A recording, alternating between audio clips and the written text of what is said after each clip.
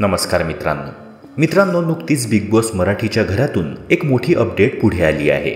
यंदाच्या आठवड्यातील eviction process खूपच इंटरेस्टिंग असणार आहे। यंदा घरातील 5 सदस्य नॉमिनेट झाले आहेत, ज्यात सूरज, वर्षाताई, अरबाज, निक्की आणि जान्हवी या घरातील सदस्यांचा समावेश आहे।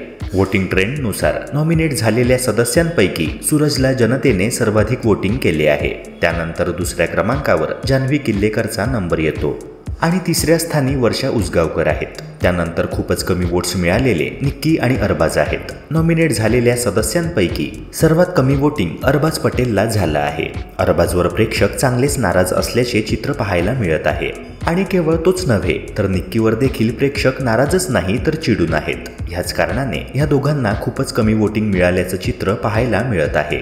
अरबाजला केवळ 2% वोट्स मिळाल्यामुळे यंदा अरबाज पटेलच घराचा निरोप घेणार असे अनेकांचे मत आहे। तसेच जर कमी वोटिंग असताना देखील जर तो घराबाहेर गेला नाही तर ही फार मोठी चीटिंग प्रेक्षकांसोबत होणार असे अनेक नेटकऱ्यांनी सोशल मीडियावर कमेंट्सद्वारे म्हटले आहे। जर अरबाज पटेलला घराबाहेर काढलं नाही तर प्रेक्षकांच्या मताला काही किंमतच नाही असा त्याचा अर्थ होतो, अशा शब्दांत नेटकरी व्यक्त होताना दिसत आहेत।